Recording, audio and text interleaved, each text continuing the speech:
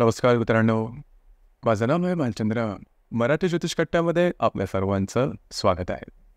आजच्या व्हिडिओमध्ये आपण चर्चा करणार आहोत वृश्चिक राशीचं एप्रिल 2024 करताचं संपूर्ण राशीफळ. कसे असतील ग्रहयोग, कसे असतील ग्रहांचे राशांतर आणि ते तुमच्या राशीवर कशा प्रकारे प्रभाव करणार आहेत, कोणते निर्णय तुम्हाला घ्यायचे आहेत, कोणते निर्णय तुम्हाला टाळायचे, तुमच्या जीवनात असं कोणतं क्षेत्र आहे की जे सर्वात जास्त प्रभावित होणार आहे, या सर्व संदर्भातले खुलासेवर चर्चा आपण या व्हिडिओमध्ये करणार आहोत. त्याचप्रमाणे या महिन्यामध्ये सगळ्यात महत्त्वाची घटना म्हणजे सूर्यग्रहण, जे की दिनांक 8 तारखेला होणार आहे तुमच्या 5व्या स्थानामध्ये. याचप्रमाणे तुमच्या राशीचा जो नंबर 1चा अशुभ फलदायक ग्रह आहे बुध, जो की दिनांक 2 तारखेपासून तो 25 तारखेपर्यंत वक्री राहणार आहे तुमच्या 6व्या आणि 5व्या स्थानामध्ये.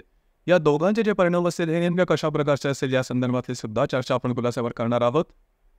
त्याचप्रमाणे मेष राशीपासून तर मीन राशीपर्यंत सर्व ज्या 12 राशी, त्या सर्व 12 राशींकरता एप्रिल 2024 करता राशीफळ का असेल या संदर्भातले व्हिडिओ अपलोड होत आहेत. आपण त्याचा आनंद जरूर घ्या. तर आजच्या व्हिडिओमध्ये आपण सुरुवात करू की वृश्चिक राशीचं एप्रिल 2024 करताचं राशीफळ का असेल. सगळ्यात पहिल्यांदा आपण चर्चा करू तुमच्या स्वास्थ्याबद्दल, म्हणजे मानसिक आणि शारीरिक स्वास्थ्य नेमकं कशा प्रकारचं असेल. जसं की तुमच्या राशीचा जो राशीस्वामी आहे मंगळ, जो की तुमच्या 4र्थ स्थानामध्ये भ्रमण करतो आहे. त्याचप्रमाणे तुमच्या राशीचा नंबर 1चा जो अशुभ ग्रह आहे बुध, जो की तुमच्या 6व्या स्थानामध्ये भ्रमण करतो आहे आणि दिनांक 2 तारखेला हा वक्री होणार आहे. 25 तारखेला तो मार्गस्थ होणार आहे. तुमच्या 6व्या आणि 5व्या स्थानात त्याचं भ्रमण असणार आहे. 6वं स्थान जे आहे ते अशुभ फलदायी मानलं जातं. तर याचप्रमाणे आणि तुमच्या 6व्या स्थानामध्ये बरेचसे ग्रह सुद्धा येणार आहेत, जसं की बुध, रवी आहे, शुक्र आहे, बुध सुद्धा भ्रमण असणार आहे आणि हर्षण आणि गुरु सुद्धा असणार आहे. तर एकंदरीतच या सर्वांचा विचार करायचा झाला तर या महिन्यामध्ये तुम्हाला थोडंसं अलर्ट आणणं गरजेचं राहील. हा जो महिना आहे हा महिना तेवढासा सोपा नसेल. स्ट्रेस, टेन्शन, मानसिक तणावाखाली जाणं हा प्रकार या महिन्यामध्ये बराचसा जाईल. मानसिक तणावाखाली जाल आणि त्याचा जो परिणाम तुमच्या आरोग्यावरती सुद्धा दिसून येईल. आरोग्याच्या संदर्भातले काही त्रास जर का तुम्हाला असतील तर त्याचे जे परिणाम आहे ते तुम्हाला या महिन्यामध्ये बऱ्याच प्रमाणात दिसून येतात. काळजी घ्या. या महिन्यात कुठल्याही प्रकारचे महत्त्वपूर्ण निर्णय की जेणेकरून तुमच्या आयुष्याची दिशाच बदलेल किंवा असे निर्णय की ज्यामुळे तुम्हाला त्रास होऊ शकेल किंवा ज्याच्यामध्ये रिस्क आहे असे निर्णय अजिबात घेऊ नका. त्याचे जे प्रॉब्लेम कॉम्प्लिकेशन हे आहे ते तुम्हाला पुढे भोगावे लागू शकतात. या महिन्यामध्ये थोडंसं त्या संदर्भात काळजी घेणं महत्त्वपूर्ण राहील. याचप्रमाणे जो मंगळ आणि शनी आहे, मंगळ जो की तुम्हाला मगाशी सांगितला की तो तुमच्या 4र्थ स्थानात भ्रमण करतोय, तो शनीच्या युतीत सुद्धा येणार आहे दिनांक 10 तारखेला. तर साधारणतः मानसिक आणि शारीरिकतेच्या संदर्भामध्ये हा जो महिना आहे हा महिना तेवढा व्यवस्थित नाही आहे. नाकासमोर चालण्याचा प्रयत्न करा. वेगळं काही करण्याचा प्रयत्न केला तर त्याचा जो परिणाम आहे तुमच्या मानसिकतेवरती किंवा शारीरिकतेवरती होण्याची शक्यता बऱ्याच प्रमाणात राहील. आता आपण चर्चा करू तुमच्या आर्थिक व्यवहाराबद्दल, म्हणजे आर्थिक स्तर नेमकं कशा प्रकारचं असेल.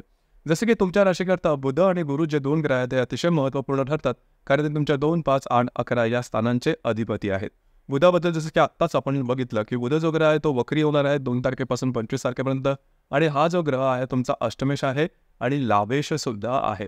तर आर्थिक संदर्भात जे प्रॉब्लेम आहेत ते थोडेसे जास्त येतील. खर्च जास्त होणं आणि त्या संदर्भामध्ये फायनान्शियल कन्शियस वगैरे येणं हा प्रकार जास्त प्रमाणात जाणवेल. तर थोडंसं या संदर्भात काळजी घेणं महत्त्वपूर्ण आहे. जो गुरु आहे तुमचा धनेश आहे, पंचमेश आहे, तर या अन्वये सुद्धा विचार करायचा झाला तर गुरु जो आहे तो गेल्या साधारण 8 ते 10 महिन्यापासून जवळजवळ 10-11 महिन्यापासून तुमच्या 6ष्ठ स्थानामध्ये भ्रमण करतो आहे. त्याच्यामुळे आर्थिक संदर्भात सुद्धा ज्या गोष्टी चुकीची इन्व्हेस्टमेंट होणं किंवा अनावश्यक अनाठाई पैसे खर्च होणं अशा प्रकारचे अनुभव तुम्ही घेतलेच असेल तर तो संदर्भ या महिन्यामध्ये सुद्धा राहील. खास करून जर का तुम्ही शेअर मार्केटमध्ये ट्रेड करत असाल तर मोठे ट्रेड करू नका, त्याचे तुम्हाला त्रास होऊ शकेल. या ठिकाणी लक्ष देणं गरजेचं आहे. याचप्रमाणे गृहसौख्याबद्दल विचार करायचा झाला तर तुमच्या राशीचा जो 4र्थश आहे शनी हा तुमच्या 4र्थ स्थानामध्येच भ्रमण करतो आहे आणि तिथेच मंगळ सुद्धा असणार आहे. तर 2 पापग्रह किंवा 2 शत्रुग्रह किंवा 2 अशुभ ग्रह तुमच्या 4र्थ स्थानात असणार आहेत. तर घरातले जे वादविवाद आहेत हे या महिन्यामध्ये टोकावर पोहोचू शकतील. घरातल्या व्यक्तींबरोबर वादविवाद होणं, त्यांच्याशी न जमणं, न पडणं, खटकणं अशा प्रकारचे बरेचसे अनुभवातून तुम्ही जाल. आणि खास करून या महिन्यामध्ये जे ग्रहण होणार आहे ग्रहणाच्या आसपास त्याची जी इंटेन्सिटी, याची जी तीव्रता आहे ती जास्त प्रमाणात जाणवेल. या संदर्भात मौनम सर्वार्थ साधारण ज्याला आपण म्हणतो या सुभाषिताप्रमाणे जर का तुम्ही शांत राहिला तर गोष्टी थोड्याफार नॉर्मल होतील. अर्थात त्याचे परिणाम तुम्हाला मिळतील, पण जेवढं तुम्ही त्या गोष्टींबद्दल जास्त इन्व्हॉल्व आहात किंवा गोष्टी कॉम्प्लिकेट कराल तेवढी त्याची इंटेन्सिटी वाढेल. तर या ठिकाणी लक्ष देणं गरजेचं राहील. याचप्रमाणे घरातल्या ज्या मोठ्या व्यक्ती असतील त्यांच्या आरोग्याच्या संदर्भातले सुद्धा काही त्रास या दरम्यान होऊ शकतील. स्वतःच्या सुद्धा आरोग्याकडे लक्ष देणं गरजेचं राहील. त्यामुळे या संपूर्ण महिन्यामध्ये ज्या गोष्टी आहेत गृहसौख्याबद्दल त्या तेवढ्याशा नॉर्मल असणार नाही. यानंतर आपण चर्चा करणार आहोत लव्ह लाईफबद्दल. म्हणजे जर का तुम्ही कोणाच्या रिलेशनशिपमध्ये असाल तर रिलेशनशिपमध्ये असाल तर खास करून काळजी घ्या, कारण या महिन्यामध्ये तुमच्या पंचम स्थानामध्येच ग्रहण होणार आहे. तर मिसअंडरस्टँडिंग होणं किंवा कॉम्प्लिकेटेड होणं किंवा जर का तुम्ही कोणाच्या रिलेशनशिपमध्ये असाल तर रिलेशनशिप टोकापर्यंत पोहोचणं, अशा प्रकारचे काही अनुभव येतील. तर थोडंसं फ्लेक्झिबल राहा, थोडंसं ॲडजस्ट करा, मग त्या गोष्टी नॉर्मल राहतील. काळजी घ्या. याचप्रमाणे ज्या गर्भवती महिला त्यांनी खास करून स्वतःच्या आरोग्याकडे लक्ष देणं गरजेचं आहे. तुम्हाला काही त्या संदर्भातील लक्षणं दिसून येऊ शकतील.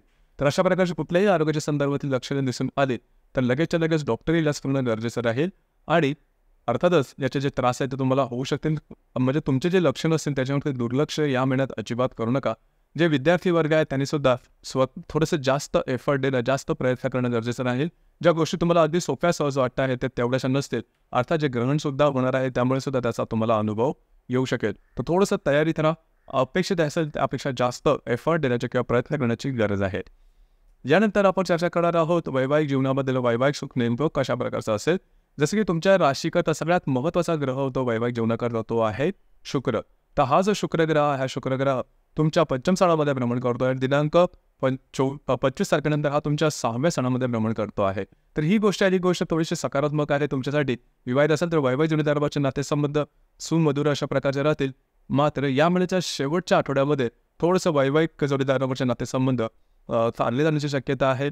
याकडे थोडंसं लक्ष देणं गरजेचं आहे.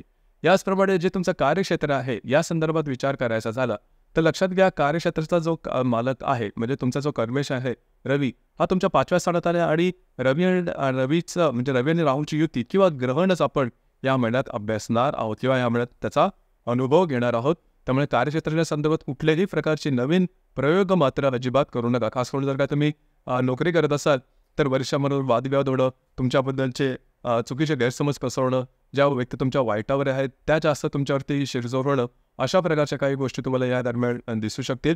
तर थोडंसं त्याकडे लक्ष देऊ नका. आणि जर का तुम्ही कुठला बिझनेस वगैरे करत असाल तर थोडंसं तुम्हाला वाटेल की वेगळ्या प्रकारचा बिझनेस सुरुवात करू, काही रिस्क घेऊ आणि त्याबद्दलचे सगळं तुम्ही वर्कआउटसुद्धा केलेलं असेल परंतु ते वर्कआउट हे फक्त कागदावरच राहील. तर या संदर्भात काळजी घेणं गरजेचं राहील. जे काय तुमचं कार्यक्षेत्र असेल, म्हणजे तुम्ही बिझनेस करत असाल किंवा नोकरी करत असाल तर ॲज इट इज तिच्या चालू आहे त्याचप्रमाणे ठेवा. कारण जर का प्रयोग केले तर गोष्टी अपेक्षेप्रमाणे घडताना कठीण होऊन बसेल.